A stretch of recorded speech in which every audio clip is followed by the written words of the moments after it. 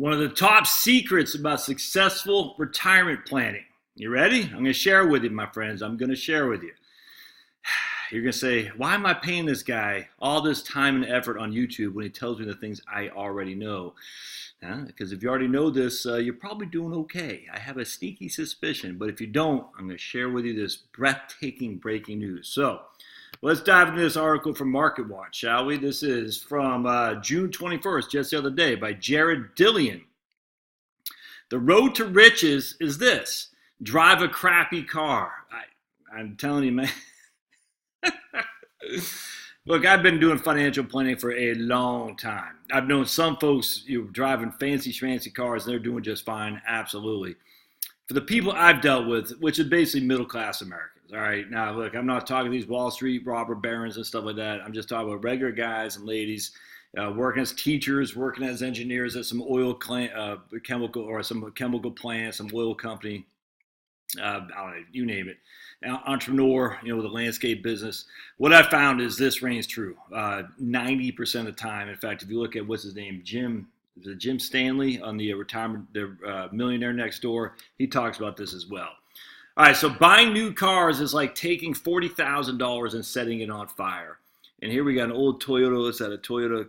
Is that a Tercel? It looks like a four-door Tercel, looks like. I was unhappily scrolling through Facebook the other day, and he's got a thing that says, "The lease is paid for." Man, I could not agree that more. I was unhappily scrolling through Facebook the other day and saw that one of my smart friends had posted a dumb article about the excellent Toronto Raptors basketball player who, despite making $100 million, still drives a 20-year-old beater SUV. He said of the car, "If it runs and is paid off." The second part of that statement is critical. There's nothing better than a paid-off car. There's no monthly payment, and most of the depreciation has already occurred. You are driving for free. I cannot agree that more. I have to say, I'm not even as disciplined as Kawhi Leonard. Man, that's the guy from. How can you not love that guy? How did you give up on this guy, San Antonio? Kawhi, I don't know how you pronounce his name because I don't follow it that much, but I know I like this guy. I'm a huge fan of his. I'm happy to see that Toronto won the NBA championship too because I think this is great. What a good role model, hopefully, for young youth who don't have many role models running around there, if you know what I'm saying. I have to say that I'm not even as disciplined as Kawhi Leonard.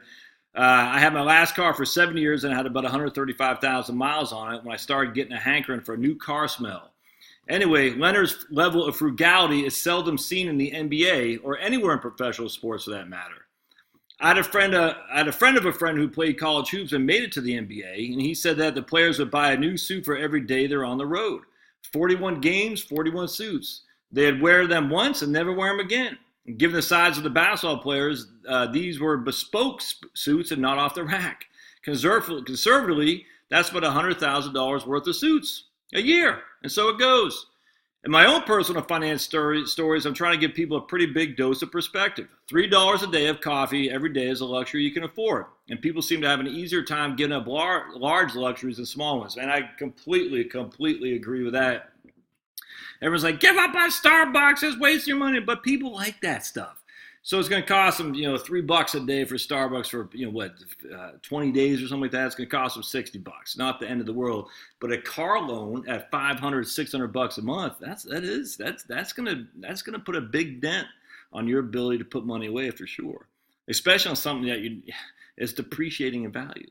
Most people would rather drive a piece of crap car than give up a monthly coffee. Tell people to give up coffee, as Susie Orman does, and you will alienate the people you're trying to help. Could not agree with that more.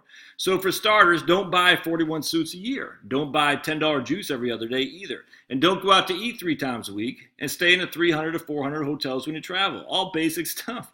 But the easiest way to save money, hands down, is to drive a piece of crap car. Unless you're driving a Ferrari, a car is not an investment. A car is basically a huge waste of money. Where else can you take $40,000 and set it on fire in 7 years and pay a bunch of interest to the bank in the process? What a disaster. Funny thing about cars, people's egos are really tied up in the brand of car. People like to say they drive a Benz or a Beamer. Puke. I drive a Toyota TM, don't even know what that is. They never break down and they last forever. They're a great car to own that is paid for. I saw something the other day that I never thought I'd see. A green Lambo parked outside the Social Security office in Myrtle Beach.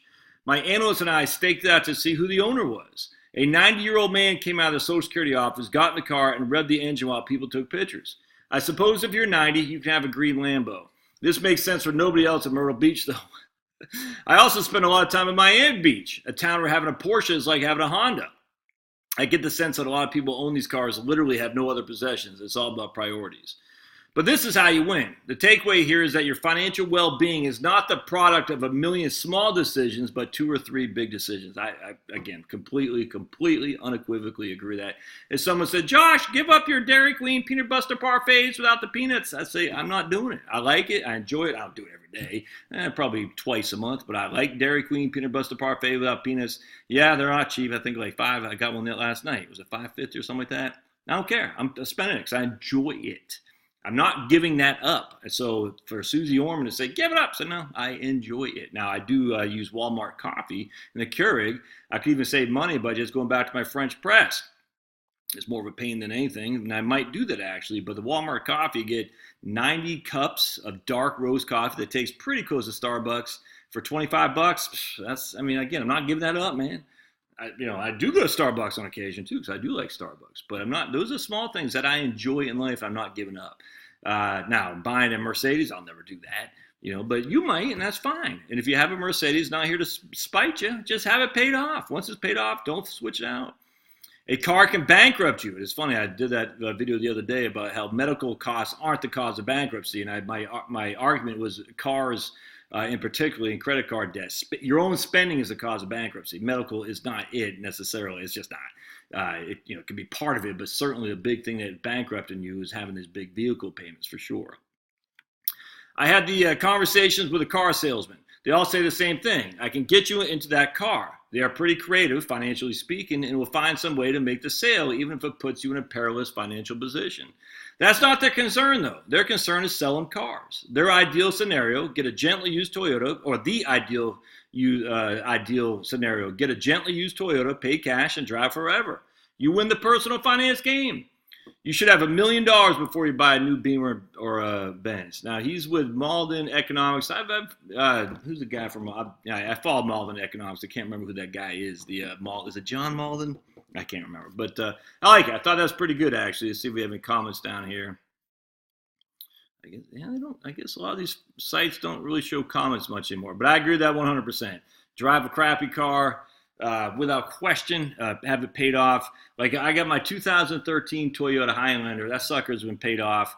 The only drawback, doesn't have any rear view backup cameras. You know what I'm saying? But you can always get one from Amazon. Just attach it there. I mean, it's not hard to do.